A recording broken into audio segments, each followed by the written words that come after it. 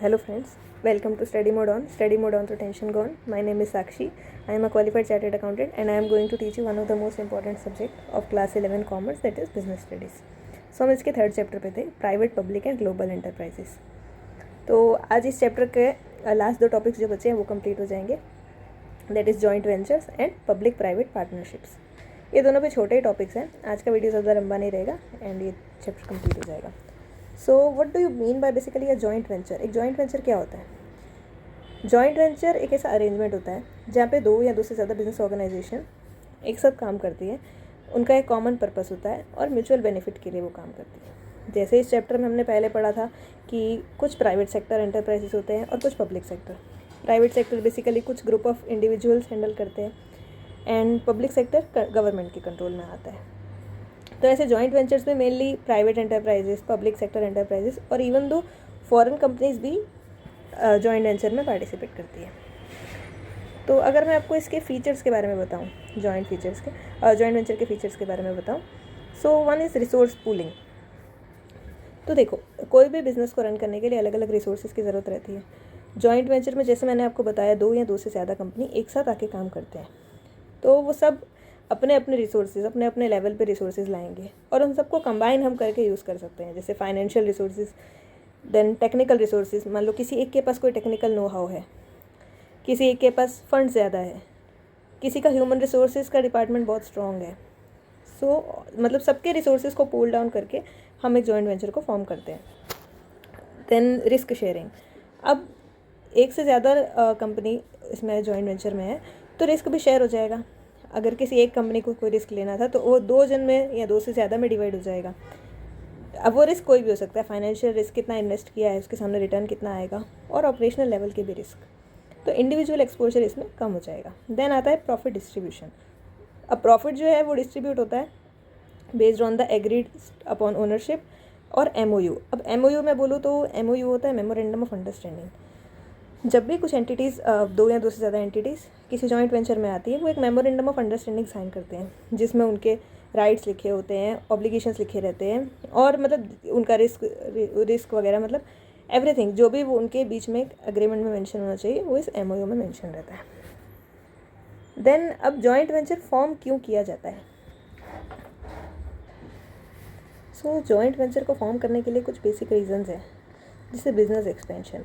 अगर बिज़नेस को एक्सपेंड करना है, किसी एक एंटिटी के फंड्स कम पड़ गए या किसी एक मतलब आपको जिस स्केल पे उस बिज़नेस को लेके जाना है, एक एंटिटी के बस में वो नहीं है, या तो रिसोर्सेज नहीं है या फंड्स नहीं है, कोई भी रीज़न हो सकता है. अगर आपको स्केलिंग करना है, मतलब इंडिविजुअल लेवल पे वो स्केलिंग करने में जितना टाइम लगेगा, अगर हम दो या दो से ज़्यादा एंटिटी मिलके करेंगे तो सबके रिसोर्सेज कंबाइन होंगे, पूल अप होके, तो फिर वो एक्सपेंशन प्रोसेस फास्टर हो पाएगा. Then product development. अब अलग अलग एंटिटीज़ अपना टेक्निकल नो हाउ लाएंगी, अलग अलग ऑर्गेनाइजेशन, तो सबके टेक्निकल नो हाउ से मिला के हम नई नई रिसर्च और डेवलपमेंट करेंगे तो हम ज़्यादा बेटर इनोवेटिव प्रोडक्ट्स ऑफर कर सकते हैं. Then market entry. अब जैसे मान लो दो एंटिटीज़ जॉइंट वेंचर में आ रही है, मैंने बोला इसमें फॉरेन कंपनीज भी आ सकती हैं. तो मान लो आज एक इंडिया की एंटिटी है, एक अमेरिका की एंटिटी है, और वो दोनों को मिलकर एक जॉइंट वेंचर फॉर्म कर रहे हैं. तो वो इंडियन एंटिटी अपने लेवल पे अमेरिकन मार्केट को एक्सेस करना चाहती है, या वो अमेरिकन एंटिटी अपने लेवल पे इंडिया की मार्केट को एक्सेस करना चाहती है. इसकी बजाय आज जब वो जॉइंट वेंचर में आ गए हैं तो उन दोनों के लिए एक दूसरे की मार्केट्स को एक्सेस करना भी ईजी है. और ये डोमेस्टिक लेवल पे भी होता है और इंटरनेशनल पे भी.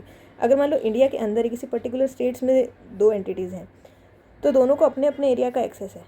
अब अगर वो जॉइंट वेंचर में फॉर्म कर रही है तो वो दोनों एक दूसरे के एक्सेस का बेनिफिट ले सकती है. Then legal status.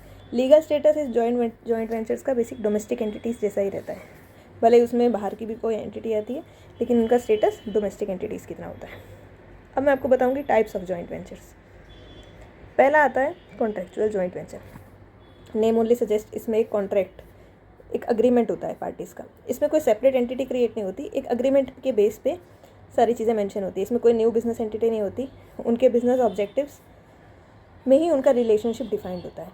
और कंट्रोल जो है वो कॉन्ट्रैक्ट के थ्रू शेयर होता है कि कितना कंट्रोल किस एंटिटी के पास रहेगा, ये सब कुछ कॉन्ट्रैक्ट में मेंशन रहता है. इसका एग्जांपल होता है फ्रेंचाइजी. जैसे आपने देखा होगा आपके शहर में भी अलग अलग, मतलब ऐसे बहुत सारे होते हैं. जैसे फ्रेंचाइजी कोई स्वीट शॉप की फ्रेंचाइजी है, किसी बेकरी की फ्रेंचाइजी है, मतलब बहुत सारी फ्रेंचाइजी होती है। तो इसमें क्या होता है ना, वो फ्रेंचाइजी के लिए एक अग्रीमेंट होता है जिसमें लिखा होता है कि आपके पास ये कंट्रोल्स है, आपके मतलब इतने राइट्स है, आप ऐसा, ये सारे आपके ऑब्जेक्टिव्स रहेंगे।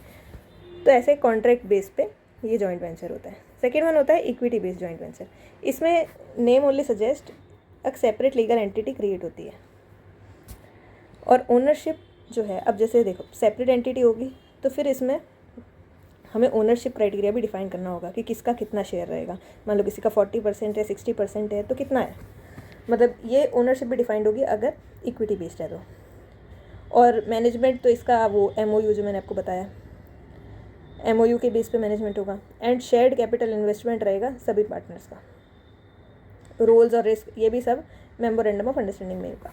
ओके, अब बेनिफिट्स क्या रहते हैं इस तरह के जॉइंट वेंचर के? सबसे पहले आपको क्या लगता है क्यों होना चाहिए जॉइंट वेंचर?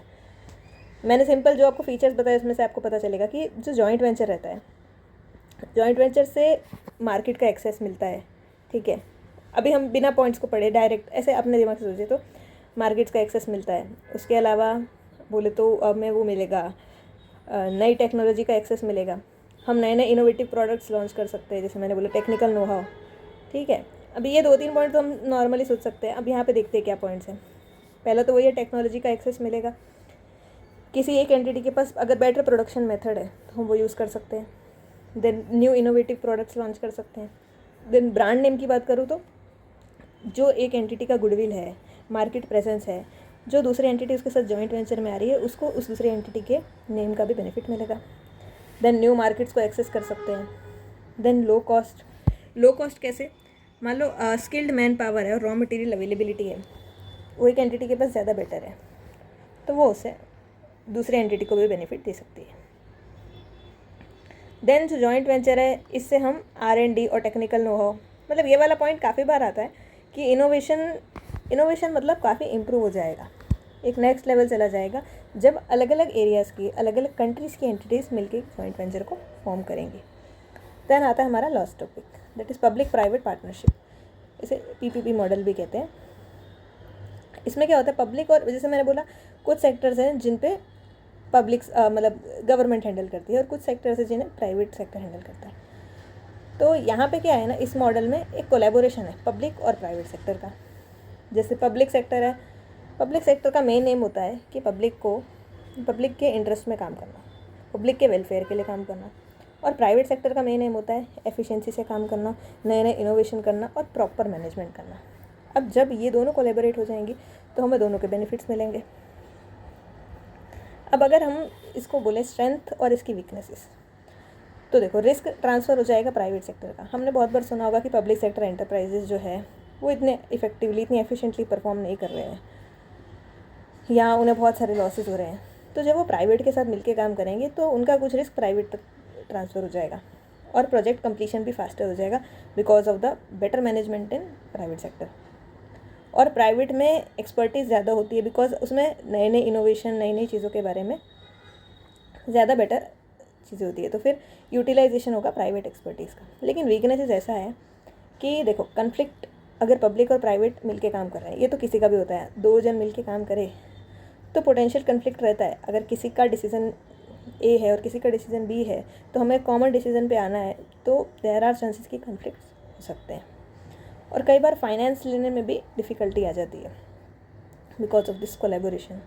एंड सोशल और एनवायरमेंटल कंसर्न्स भी कई बार फेस करने पड़ते हैं। जैसे जो पब्लिक सेक्टर है, पब्लिक सेक्टर तो हमेशा सोशल वेलफेयर के बारे में सोचता है, लेकिन प्राइवेट सेक्टर हमेशा बेटर एफिशिएंसी और प्रोडक्टिविटी के बारे में सोचता है, जिसके लिए कई बार ऐसा भी होता है कि प्राइवेट सेक्टर ना सोसाइटी की, एनवायरनमेंट की उतनी कंसर्न नहीं कर पाता जितनी एक पब्लिक सेक्टर एंटरप्राइज करे। तो जब ये दोनों मिलके काम कर रहे हैं तो इस बात को लेके भी कभी कभार इश्यूज फेस होते हैं। सो ये हमारा लास्ट टॉपिक था इस चैप्टर का। तो बस अब ये चैप्टर को रिवाइज़ करना एंड देन इसके इंपॉर्टेंट क्वेश्चंस वो भी मैं आपको थोड़े टाइम में शेयर कर दूँगी। देन आपको वीडियो अच्छा लगा हो तो लाइक करना, शेयर करना और चैनल को सब्सक्राइब करना। और कोई आपके सजेशंस हो तो मुझे कमेंट बॉक्स में ज़रूर बताना। Thank you.